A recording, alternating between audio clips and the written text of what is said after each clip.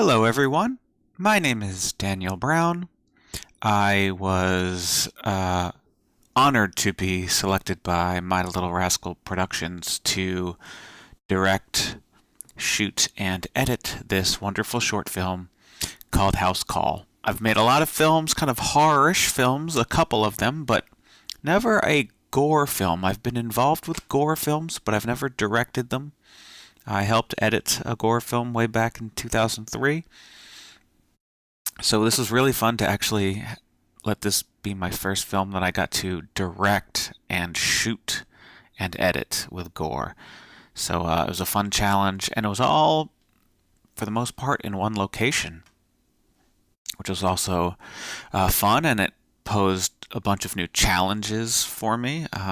When I'm used to shooting one scene from beginning to end in one location, then going to another location, this we had to figure out how we were going to shoot multiple different things happening all in the same location and how to keep it fresh. I mean, I could just have locked the camera down and had them run through the entire scene in from just 3 different angles and cut between those 3 angles for the entire film, but that would be kind of boring, even for an 11-minute film. So what I thought I would do here, after that introduction, is give you a rundown. We'll just go through the film, and I'll cover a lot of the shots here. I won't cover everything, and we'll see how much I can get into. This is Final Cut Pro 10. I've been a Final Cut user since version 1. It was very difficult for me to switch over to Final Cut 10 from Final Cut 7 because of the drastic changes. I had to learn how to use it on my previous film, Trapped in Amber. I used it to do some tweaking to the film before that, the first step.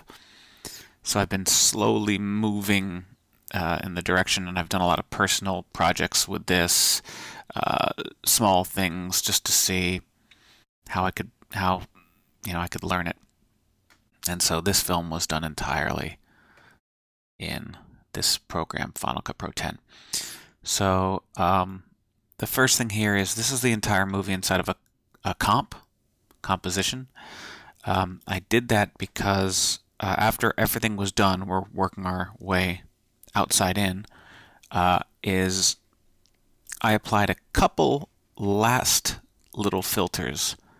One being, let's turn it off, probably barely noticed the difference, but I made the brights a little bit brighter, but then I also added a broadcast safe filter, so no bright is too bright and no dark is too dark for television. Television has specific standards. There are cameras that can record brighter and darker than what is allowed by television standards. It's fine for the internet, but there's a limited range of luminance in television, so this just assures that we've cut the whites off. And you can see, if you look really, really carefully, I tried to expose this as best as I could on the day, so there's not that much difference. But look at the broadcast. See, it's a little bit brighter, and then it's like a very slight bluish gray. Off, on. Okay. Also, while we're here, I am showing this in better quality. So when I play it, it looks darn good. All the way back to this neighborhood. I didn't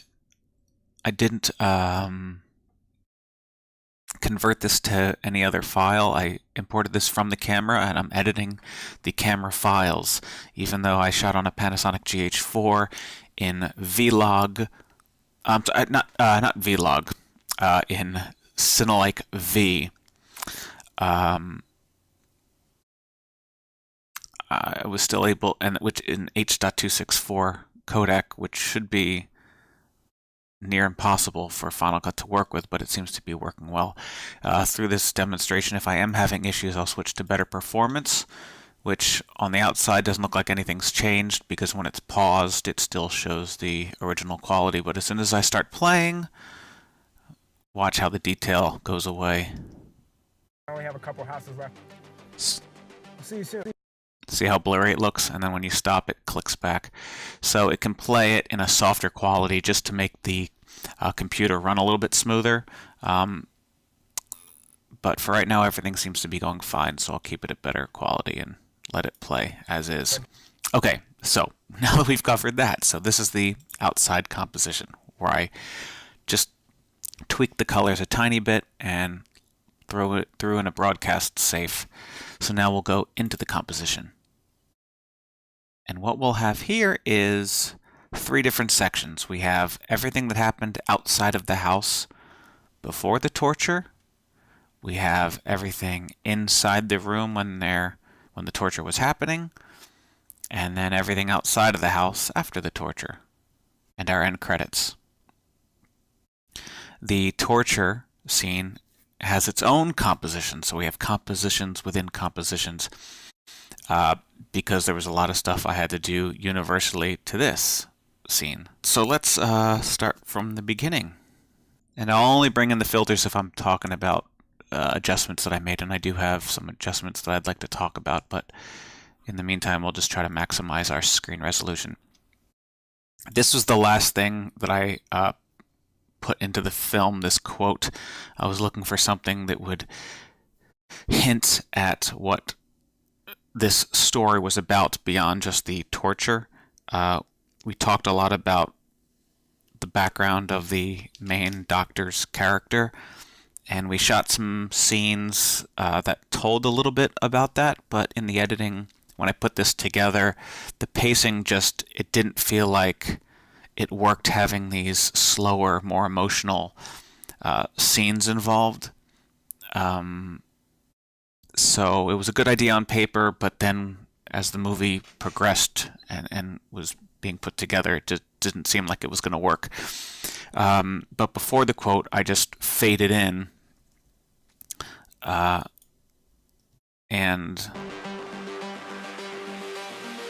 it's an interesting fade in, but I just wanted to start with something more than just fading into the plate.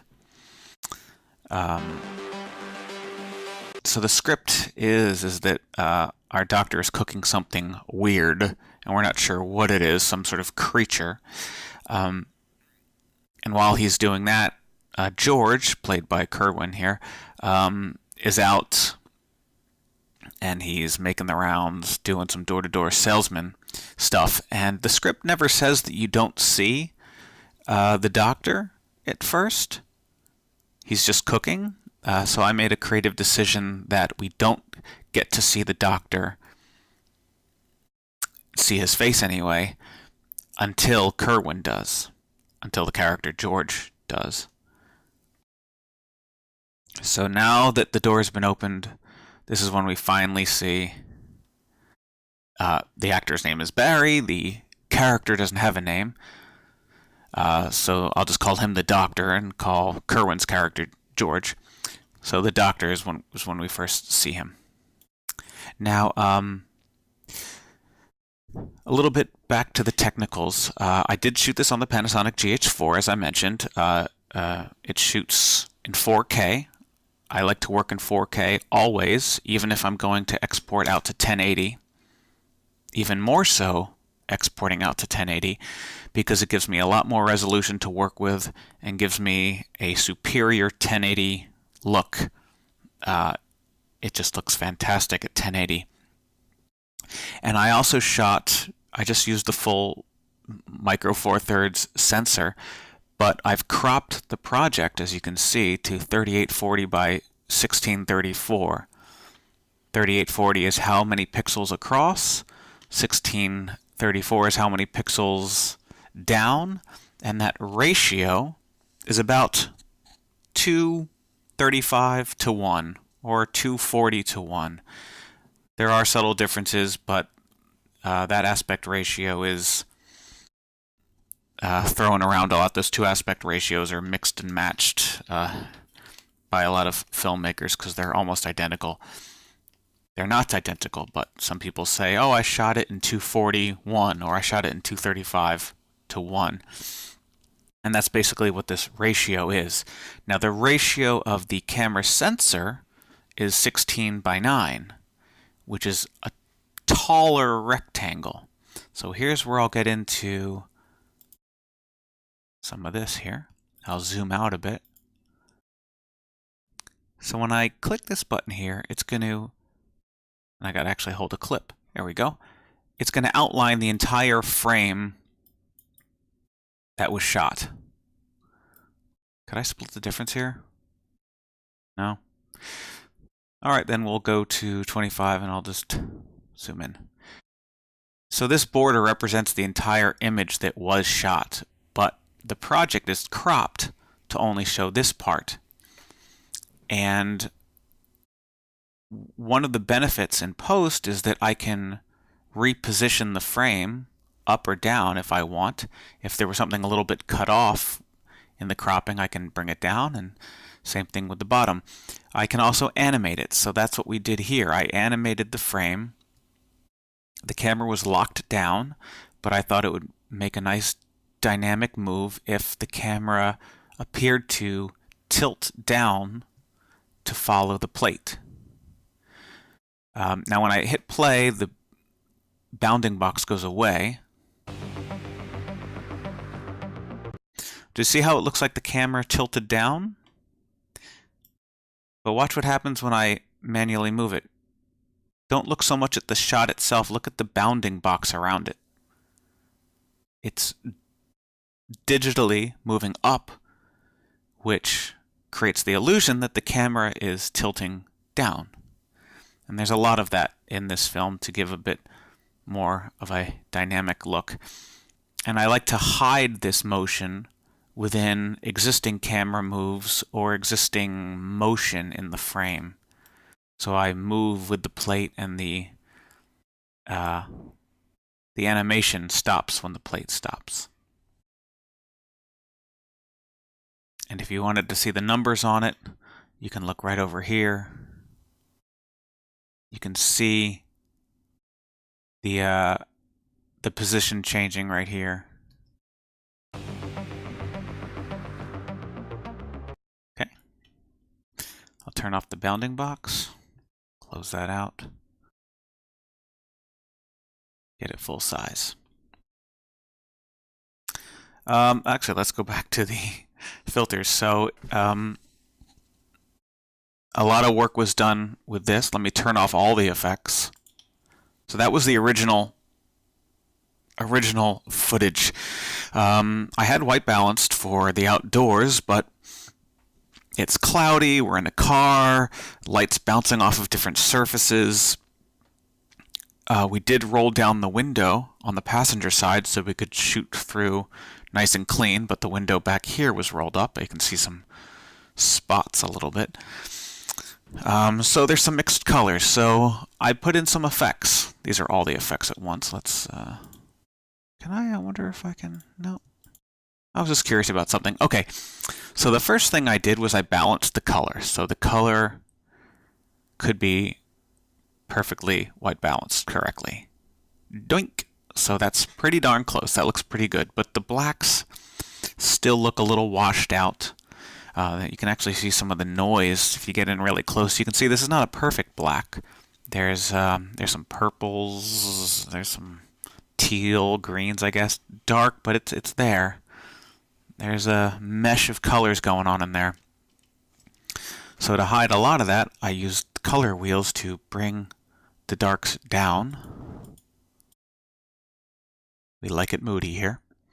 And then I used FilmConvert to give it a film look, a look that would show up if you shot it on a certain type of film stock.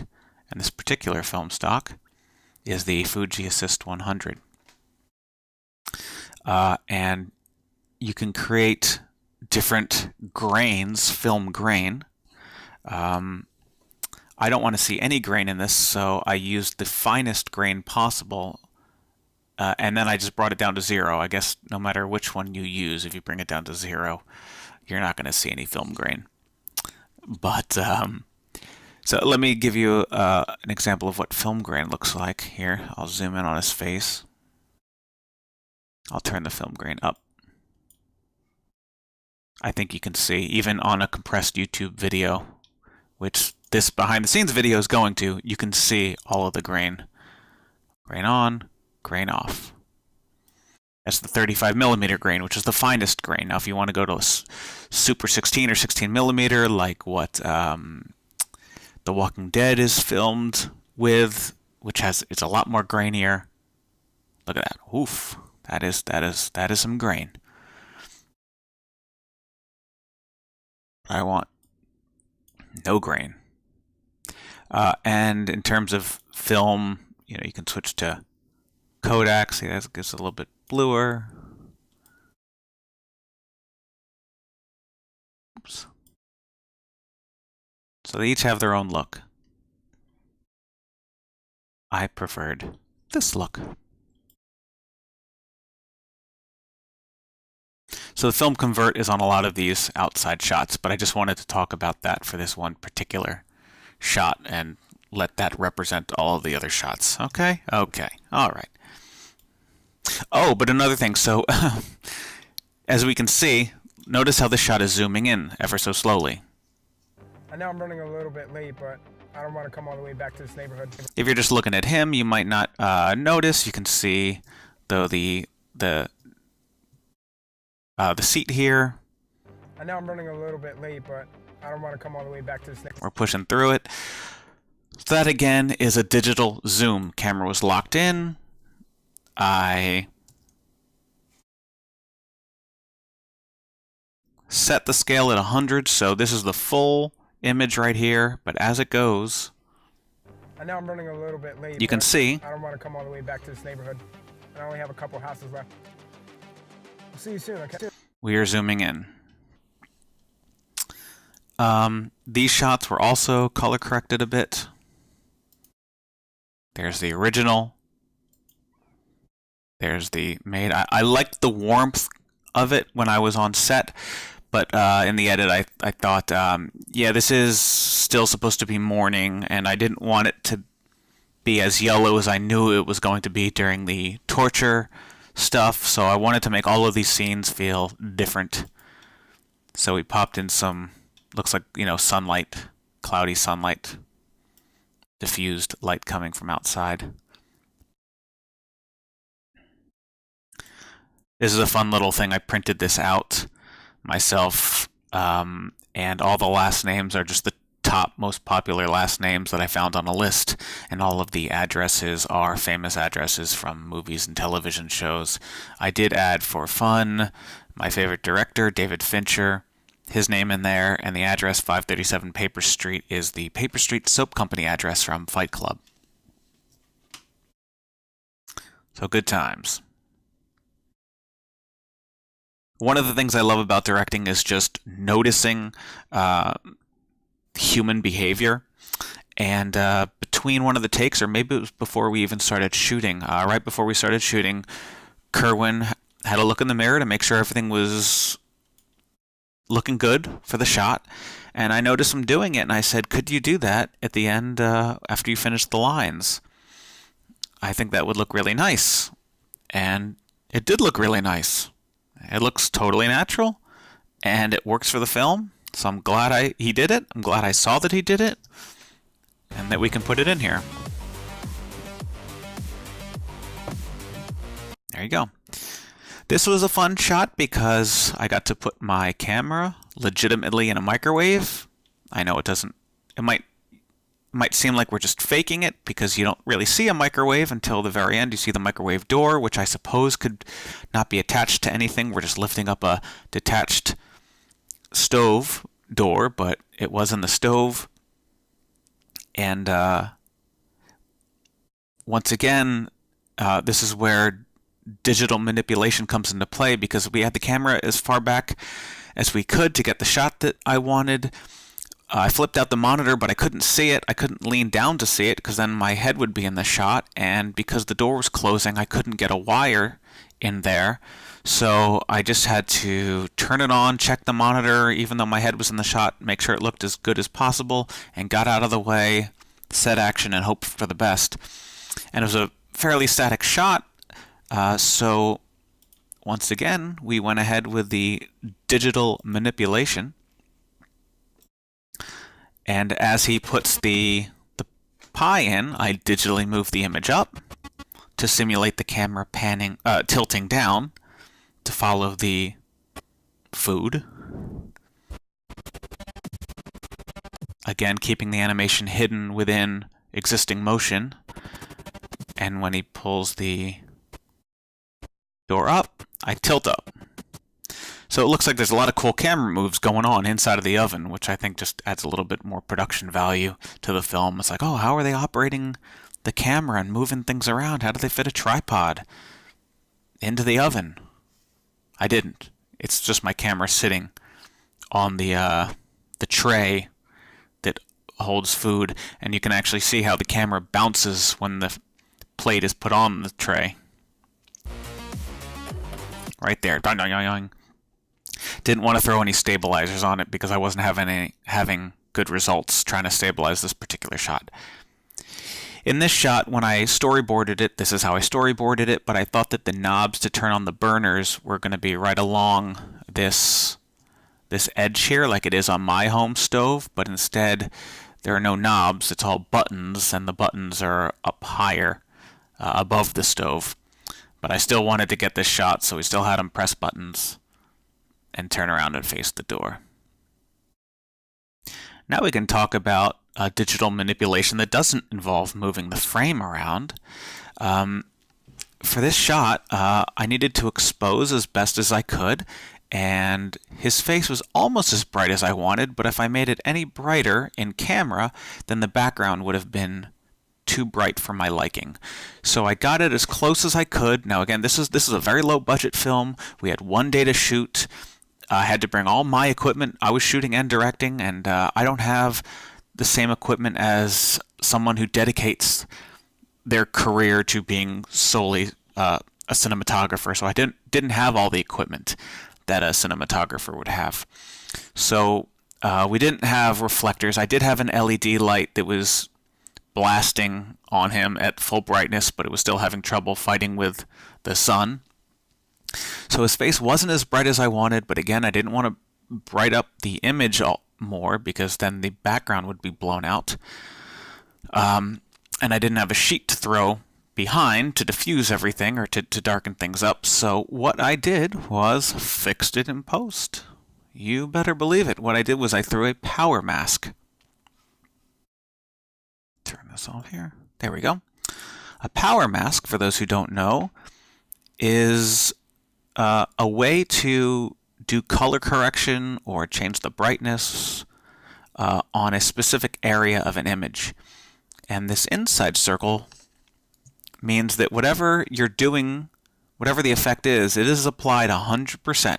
It's fully happening inside of this circle. And then it slowly fades off until it hits this outside line.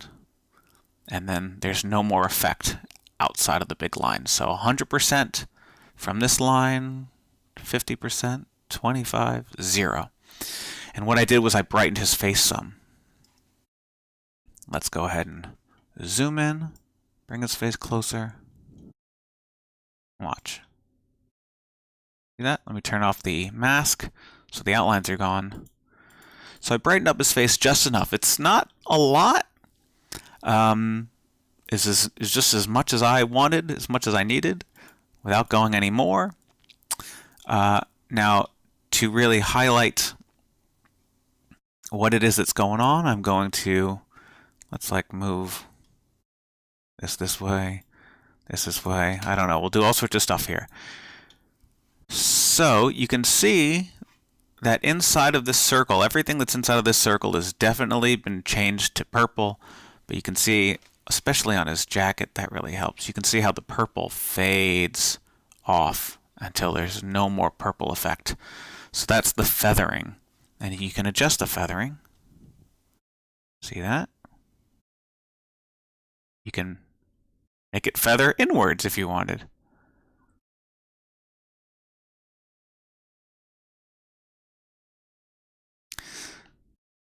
So the feathering is good because if you just had it here and it ended and it was 100% changed here but not changed at all out here, you would see a harsh border between the changed and the not changed. So that's why you want to have feathering. And because he moves around, the mask follows him around as well. All right. All right. Am I right or am I right or am I right?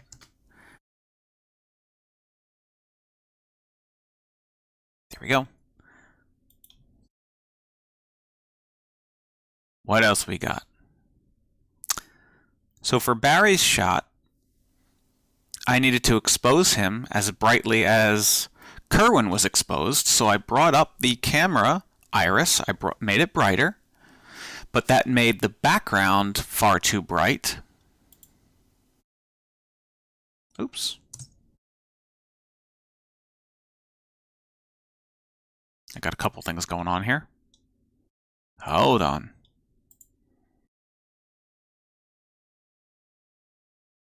There we go. So this was the original shot where I got Barry to be as bright as I wanted him to be, as I needed him to be to match Kerwin, but it made the shadows too bright. So I darkened it, darkened the shadows. His skin darkens a bit too, but it's still pretty good. But Kerwin's face was a little too bright compared to his other angle. Even though this is his face brightened with a power mask, it still looks darker on his cheek, on his right cheek, than it does here. His right cheek is a lot brighter.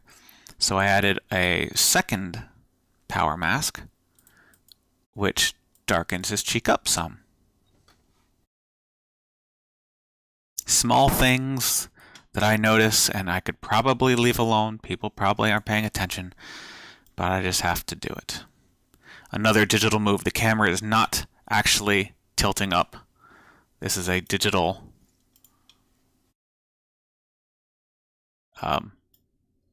tilt. Let's see the animation right here. This is a really fun shot that I designed. I have the DSLR on a little sort of like it's a little dolly, four-wheel dolly that's about the size of a little remote control car. And I rolled it along the table here. And I used a tiny little RC car-sized dolly rather than a full-size dolly because I knew that when George gets stabbed, I wanted to flip the camera sideways. So having it on that rig made it easy to grab with my hand and start shaking it. Because everything has been so controlled so far. The camera's been so controlled. Now that everything's changing, I wanted the camera work to change as well. And to go from happy times to druggy times, you can see all the filters. To have those filters come into play, I might be able to keyframe the intensity of the filters. But since I'm still learning this program, what I instead did was I took the clip, I split it in two. This side didn't have the filters, this side did, and then I did a dissolve between the two. So at this point, you're kind of looking at the same shot twice. We're just blending between the same shot. And those filters are... Oops, I had that turned off because I was testing this before I did the recording. So yeah, we have the radial blur. See that? We had a prism effect, which kind of makes it look like a bad television. The reds and the blues start to break apart. So there's that. And this shot was much darker than it had to be, so that was what it originally looked like in there. And I said, nope, it's still morning. Let's pop up the brightness. And let's give a visual as to what I imagine things would look like if I was stabbed with a drug that was paralyzing me. In this shot, I thought I would have some sort of B-roll of Kerwin clicking on things while George clicking on things while he was doing the sales talk, but there just wasn't enough time. He said these lines so fast, and it was at the right pace, but that pace, I realized there was no time to actually show this while he was talking, but I used it for when he falls down onto the ground because we don't actually have a shot of him falling. So I created a sound effect of him falling and had to cut to something while the falling was happening. So I found 13 seconds where he wasn't moving his mouse, and I just looped it. And to get even more technical, you can actually see that the monitor is ever so slightly bouncing around. Let me zoom into the frame here. I'll start working my way backwards. See how the image is moving around? The laptop screen was kind of moving, boop, boop, boop, boop. Let me see, why does it not look good when I am on better quality? So not only have I duplicated this shot, but this shot is moving forward, and then this shot starts with the last frame and works backwards. So we're actually going backwards. So that way, wherever this laptop screen ended, at whatever position it was, when we loop it, it doesn't just jump back to its first position. It stays at the position it was and comes backwards, if that makes sense. So it's looping. It's like the boomerang video on Instagram. It's moving back and forth. So that way we don't just see the screen move to here, and then at the next shot, all of a sudden it's back here again. It goes from here, and then goes back to here, and then here, and then back to here. And when I threw the credits in, I needed to time the credits out so they were playing at a relatively normal pace. And so I didn't know where else to put the last credit before the title other than to put it here, and I feel bad because this is the one shot I didn't come up with. So to have my name on a shot that I didn't design still kind of irks me, but I'd rather that than having a title pop up where I don't think it belongs. Another beautiful thing about shooting in 4K and delivering in 1080 is that not only can I move the frame up and down, I can also zoom in, which I needed to do here, and I needed to rotate. Look how rotated this framing is. That's how much I had to rotate this counterclockwise. I had this camera held down to the floor. I was hand holding it, and I was trying to look through the monitor, and I couldn't tell that I wasn't totally lined up straight. In addition, we have one of our PAs standing here, and I didn't notice when I was shooting. So I not only had to rotate the image, I had to zoom in. If I pull this out, you can see the jeans. See, jeans. So that's my fault. But it's okay, it works. I like the framing on him. And you can still see a tiny little piece of the jeans. Right there. Tiny, tiny, tiny little jeans. But who's gonna really notice that except me every time I watch the film, and now you every time you watch the film. And you can see I'm changing the rotation because as I followed him out the door, my rotation got better, and then it got worse in the other direction. So I kept rotating to keep things looking pretty parallel, focusing on these doorways and such. And this is my my homage to Texas Chainsaw Massacre when Leatherface hits the guy with a mallet near the beginning of the film and drags him back. Again, because this was handheld, I did some tweaking, because at the beginning here, I like the headroom. His head's a little cut off, but I wanted to see some of the arm.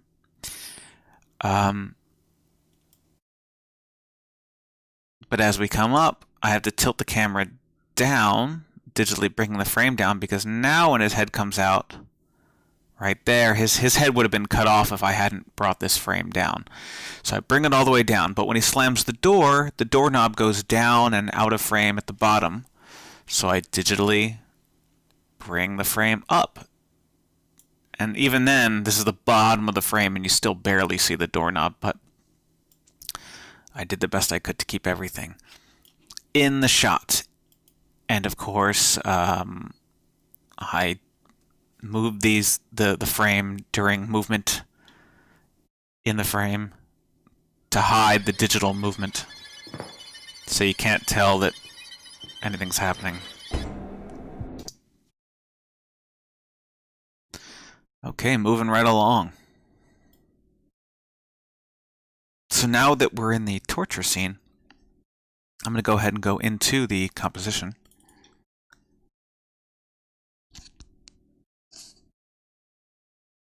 Now, inside the composition, so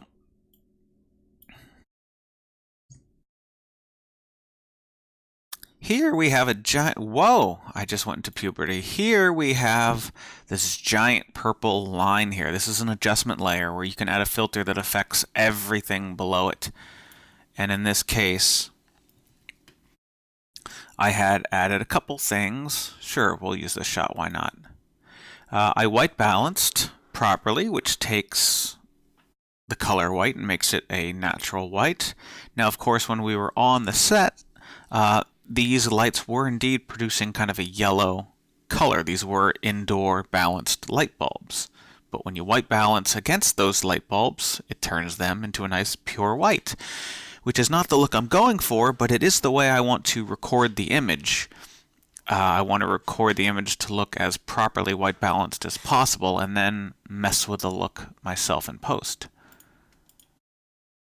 So the first thing we did was I did some color wheels adjustments, which is really just tinting it. Oh, I'm sorry, it was the temperature. I upped the temperature. Didn't really do anything with the wheels, just upped the temperature to a color that I liked. And then added the FilmConvert to give it more of a filmic look. And that makes the yellows a little bit more green, which I like. I like this greenish yellow look. I love that sickly color, which is perfect for this type of film. This shot with a light bulb here. So also what I can get into is this. I added a lot of room tone here. We recorded room tone on set.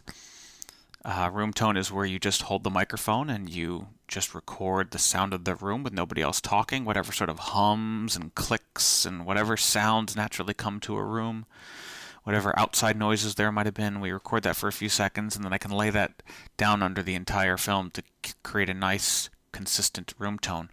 But I added some other sounds as well. So when this light turns on, I want it to have a constant electric buzz.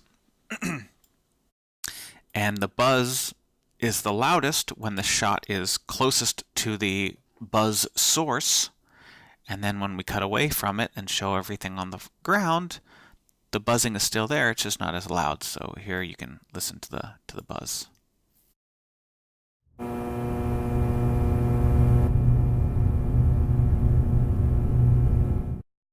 So you see that the music is outside of this composition right here, so we're just hearing the room effects.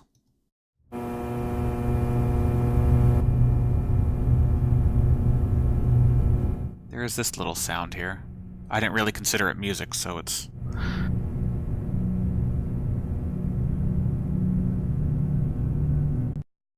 more of an ambiance. So that plays throughout the entire film. I didn't actually have the sound of the doctor's footsteps. He didn't have the type of shoes that made much noise.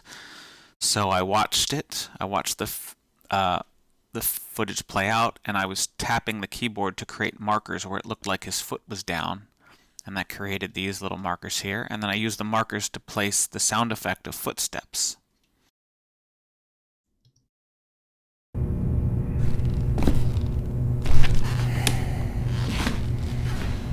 See, now if I turn off those footsteps,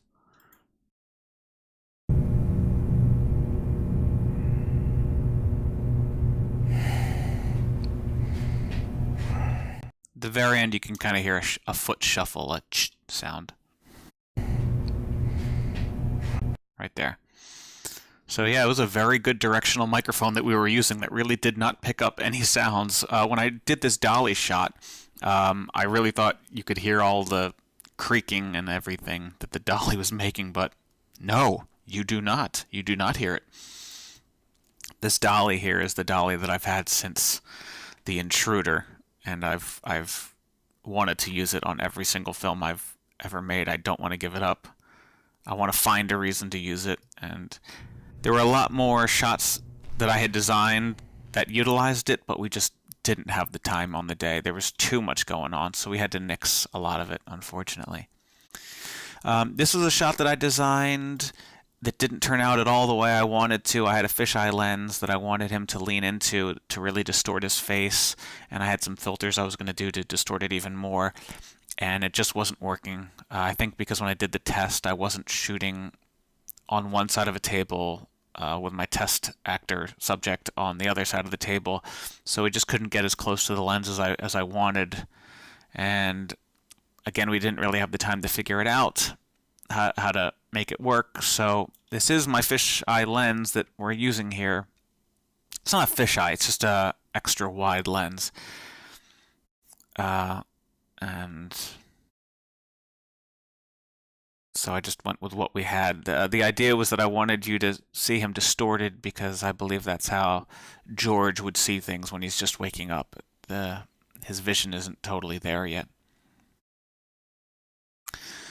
So yeah, we worked with really just three main lights. We worked with this floor lamp. We worked with the light bulb that's up on the ceiling there.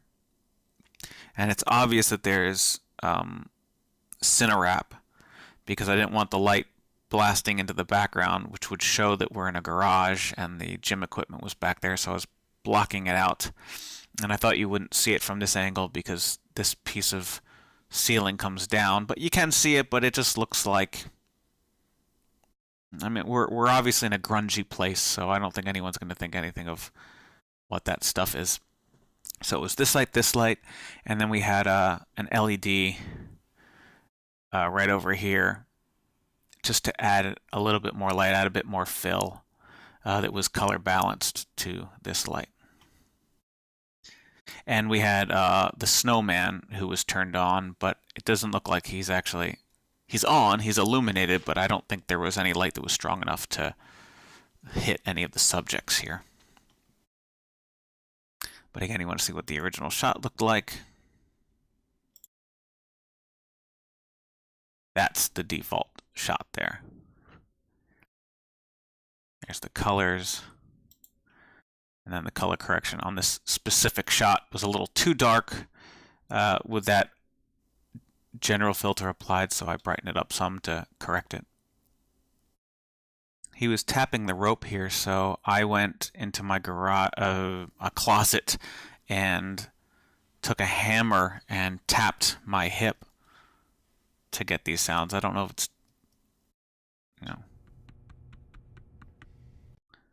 And again, just like with the footsteps, I watched the footage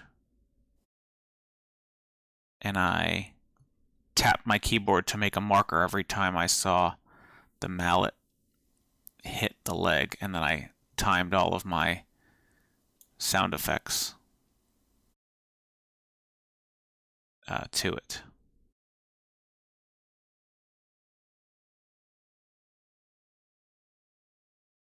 There are leg hit sound effects that I recorded.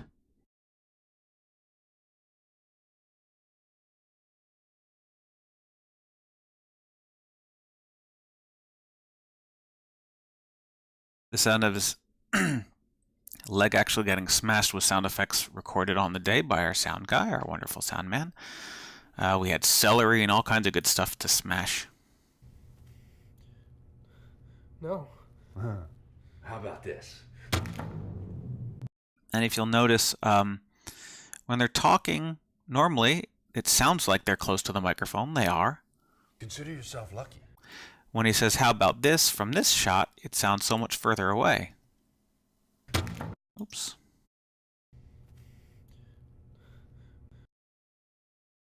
See if I can get to it. There we go. No, missed it. How about this? Right there. The how about this sounds further away.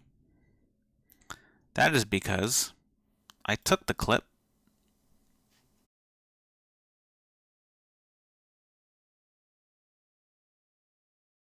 if I can find it.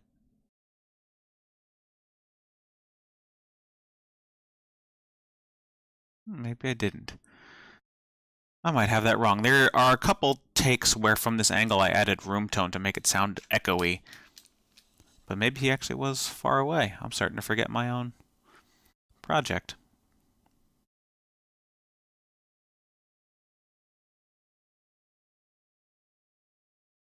I don't know how many people are going to notice this.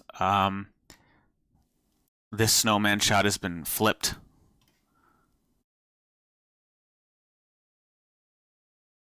That's actually where the snowman is. The snowman's up against the right wall. But I took the liberty to switch it to this side because of the way when he looks too frosty, he's looking from right to left. So it just felt right to put him looking left to right to try to keep an eye line. But immediately we cut back and see, there he is. He's looking right to left, and there's the clippers that are on that side. This whole wall was designed by Barry. He put this room together, which is great. I live far away from this location, so I wasn't able to even see this room until I got to set. I'd been to this house for other films, but those films didn't take place in this room, and we didn't know that there was going to be a film that we would later shoot in this room, so I had never seen it before. Another digital tilt up. Worst tongue I've ever seen. Nurse, I need some assistance.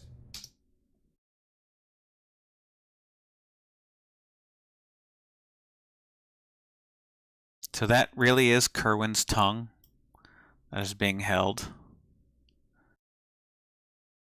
This is a cow tongue or a lamb tongue that we have being held down by big industrial alligator clamps on the bottom, and they had injected it from the bottom or somewhere with fake blood so the inside could have all of that fun stuff inside there.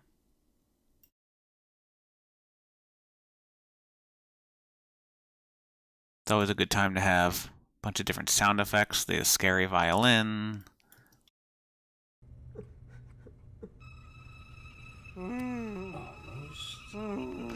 You can see I was trying things with like electric kettles with the tea is ready.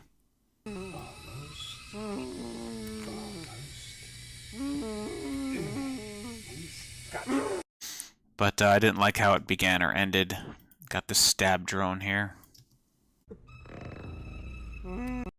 That didn't really, it just sounded too electric. But I played with different things. There's a lot of dialogue editing, sound editing throughout this film.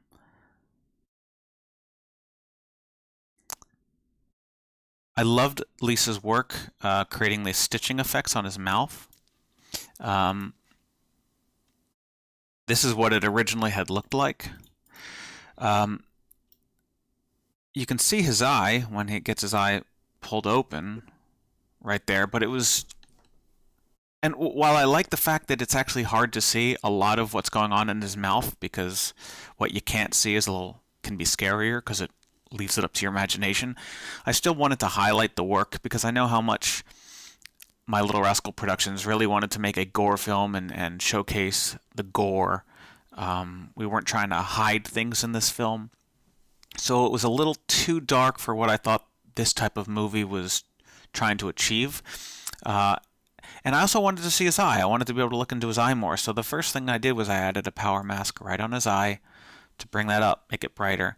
Again, we'll turn on the actual mask. You can see that I made sure that the eye itself was at 100% and that the brightness faded off to that point.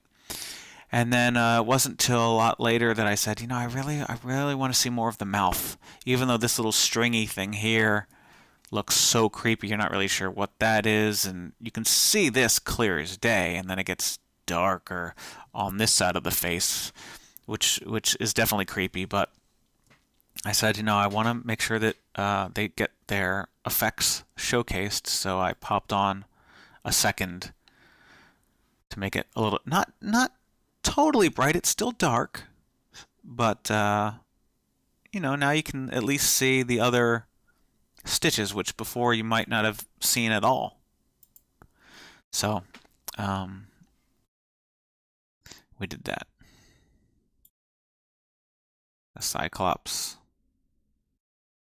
Almost looks like Kerwin's not on the table because all you can see is a corner of the table where Kerwin's head isn't. But he's there.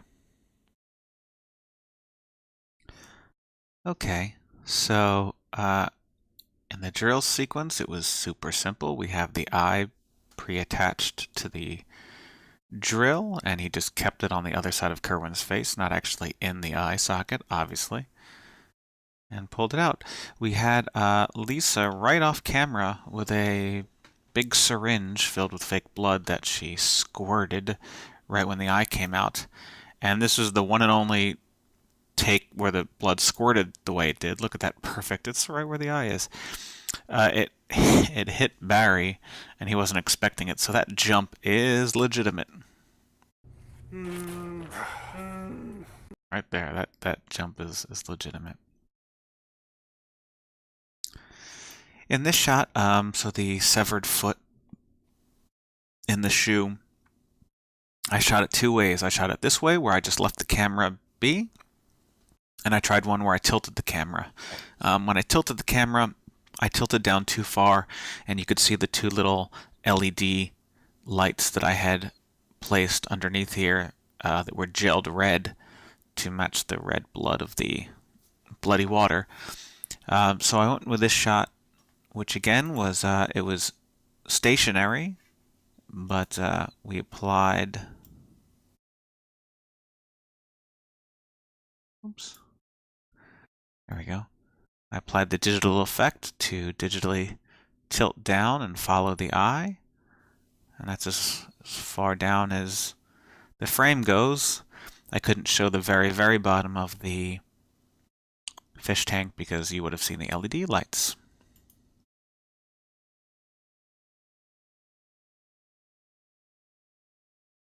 Also in this shot, this is a shot where I took his voice and I can find it. I put a filter on it that was called Small Room, so it sounded like his voice was coming from outside of the fish tank with the microphone in the fish tank, but that isn't what happened, so let's see if we can hear this. And after this, because they cover everything. Because they cover everything. Let's turn that filter off and hear that line. Because they cover everything. On. Because they cover everything. Off. Because they cover everything. So. Because they cover everything. It's just subtle enough, but it sounds like he's outside of the fish tank. I wanted to feel like we're in the fish tank. We don't just have the camera next to it. I want to feel like we're kind of in the fish tank, watching that eye drop. This is my mistake. I was focused on the wall, not on him. But it kind of showcases, you know, what the room looks like. And but because we were focused on the wall, what I did was some extra color correction, as you can see here, where the color wasn't exactly right, but it was also a little too universally bright. I wanted to bring your attention to our main actor here, and because he was slightly out of focus, I thought you would focus mostly on the snowman, so I created this effect here, which darkens the edges and brings your attention more to the center. Also gives the impression that the lights that are in use aren't casting too much ambient light. They're all fairly spotted lights.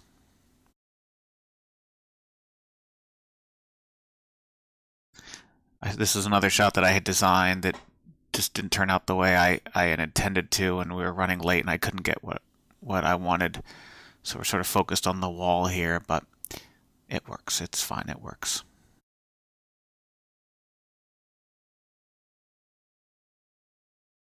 Now, when I was shown these goggles and how they lit up, I loved it. And in the edit, I thought I could do a little bit more. So instead of them just lighting up, they now make music. Ooh. That is music that I got online, and I place it underneath the visual, so it sounds like they make noise, which just makes it that much more crazy. Also, the gym equipment back there, you can see it kind of pops in and out.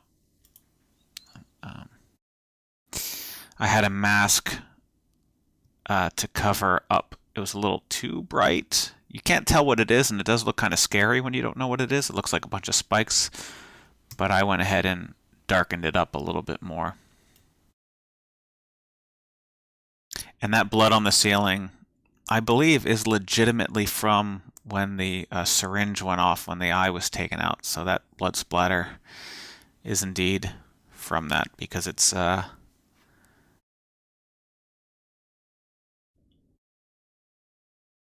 in any of these shots. It's not when we first see him. Yep, see, it's not there.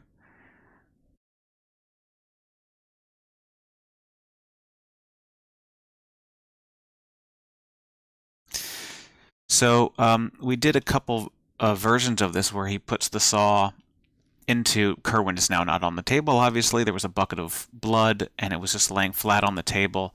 And when he used the saw, it shot everything perfectly straight to the right, to our right. And we really didn't even see any blood coming up into the frame. And so I found something to prop underneath the far side of the bucket to tilt it up and face it towards him, and this is the first take we did with that. And this jump is legitimate as well, because we did not know how much the blood would shoot back towards him and up, out this way.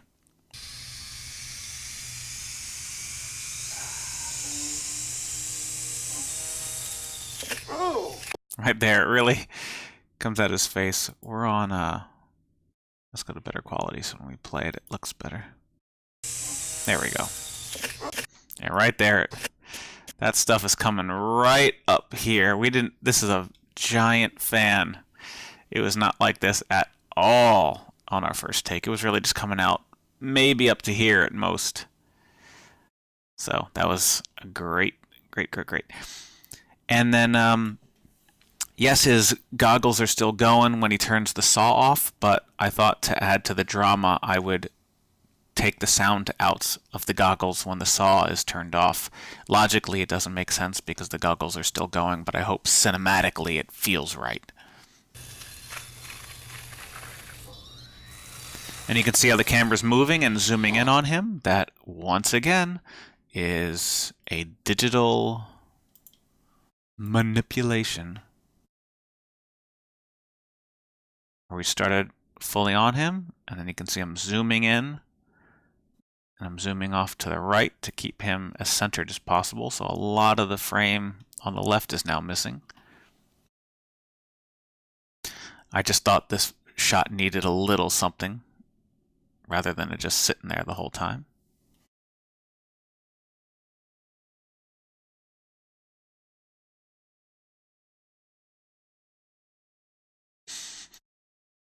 This was a real heart. I don't remember which animal this was from.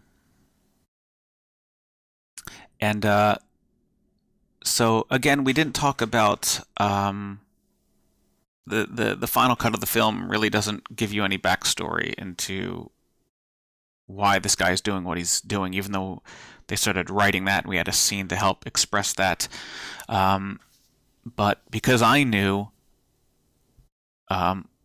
a bit more about the backstory when we were discussing the film, I designed this shot where I had the heart be, because it was so important, I really have this front and center. I've switched angles to really highlight the heart, center it on frame, and really make it the center of importance. So we're not even seeing the surgeon looking at it yet. This is the main focus of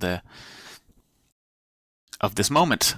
And yeah, so I shot something similar to this at my house, sent it to them, and they loved the shot. So here it is in the film.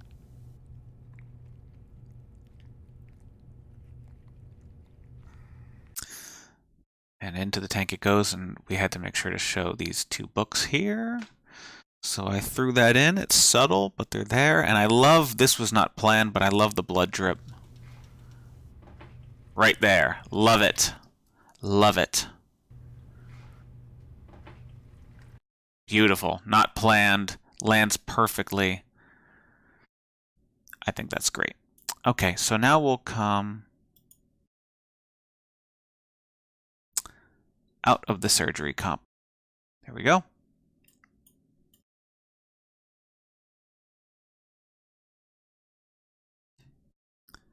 So I have what is called a speed booster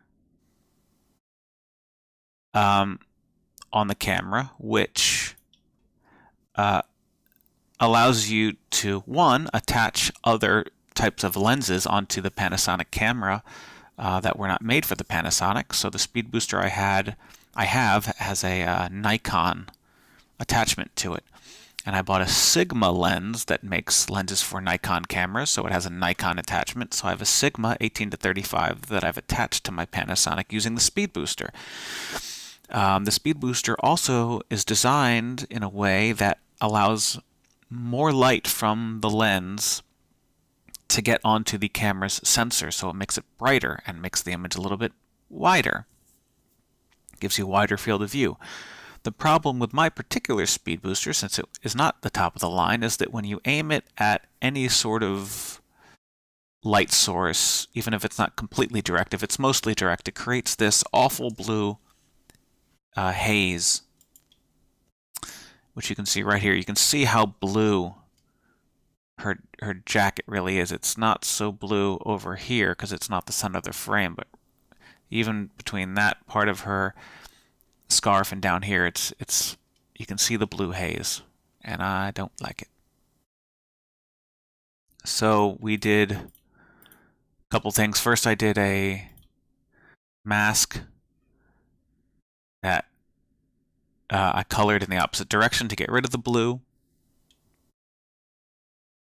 When I did that, I noticed that the sign here was a little too colorful. We deliberately wanted this in the shot because we want this to seem like it's a safe neighborhood, but it was a little too colorful, so I went ahead and added a shape mask onto that to dull it down, and the shape follows it as I tilt. Then I did an overall color grade to it to give it a look, to make it seem like it's a colder day. And then we added fake snow from my favorite company, Pixel Film Studios. And I chose the least amount of snow option that they had. There's one little flake right here coming down. One frame back, one frame forward. So there's the snow right there, which I can turn on and off. It also creates its own little grade. So I just wanted to have the tiniest little bit of snow. I feel like if you have fake snow, there was a moment you could see a lot of snow for a second. Some stuff falling right there. Yeah, by the grass. You can see that snow going. There it is, there it is. There it is, and here's some snow, there's some snow. I feel like if you use fake snow, you got to be really careful with it because it can look fake fast. Another digital tilt down. This was a stationary camera that I tried moving it manually, but I just didn't have the sturdiest equipment, so it didn't look smooth. You can see the snow flying around here. There's a little snowflake up here, little snowflake there. So again, keep the fake snow subtle. And also, none of them are walking around. They're not acting like they're in a giant blizzard. she doesn't have a hat on. He has just sort of a small hat on. It's unzipped a little bit, so they're not in the coldest of weather. So I didn't want to make it look like a blizzard.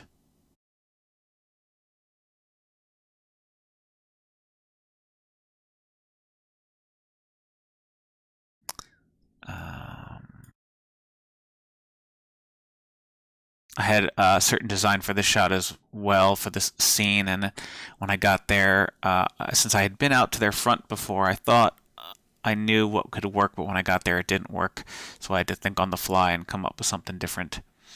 I like these shots where, Barry is a tall man, but I really want to emphasize that by having his head cut off to really emphasize how much taller and how more brooding he is and how much bigger he is in frame here than she is. So I could have, some people might say she has too much headroom. What is with all this space? And they may go ahead and say, you should frame it, give her proper headroom, like about that or something. But I want his victims to seem smaller, so I deliberately give them extra headroom to make them seem shorter than they are. The same thing with Kerwin when he comes to the door. He's really looking up high. I guess that's fairly okay headroom. Other people might get headroom like that, but you could also easily say, let me pop the headroom to about there. If it was a close-up, you might even Frankenstein it, but that could be considered fine headroom. But again, I want to make him seem smaller. I want the victims to seem a lot smaller. Even though they already are, I want to take it to the next level. Not just allow their natural height differences to tell the story. I want to heighten that. And for the end credits here, I love this background. It just makes me think of blood in a fish tank. So that's why that is there. And now Final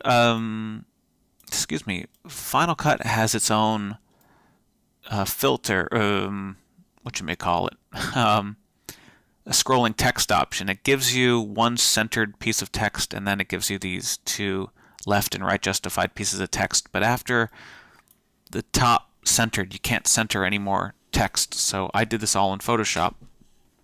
Also, I wouldn't have been able to get the blood stains with Photoshop, with Final Cut's version. So this whole thing is a Photoshop graphic that is, apropos of everything we've been talking about, scrolls up. This also allows me to have a graphic at the end. So it's one big, tall Photoshop file that's scrolling its way, doing its thing. And this was something that, at the very end, that they came up with either on the day of or right before we started shooting. But they told me about it, where they wanted to have a little ending where he's reading the brain surgery for dummies, which I think is great. So we set up a quick shot. I wanted to have all of his equipment in the foreground here and frame him between it. I don't know what the book really is. That's just a fake cover placed over some other book.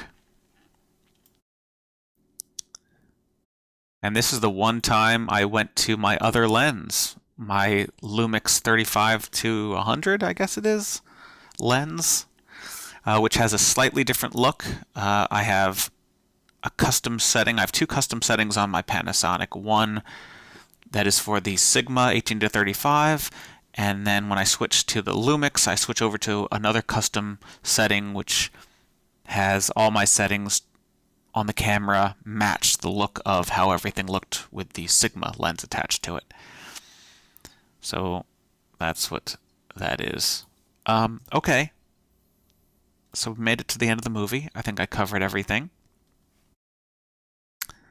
Yeah, thank you all for spending time with me as I go through much of the film and talk about my process, lighting, and directing a little bit, and a lot of the post-production work that went into it. Have a great day, and thank you for watching House Call.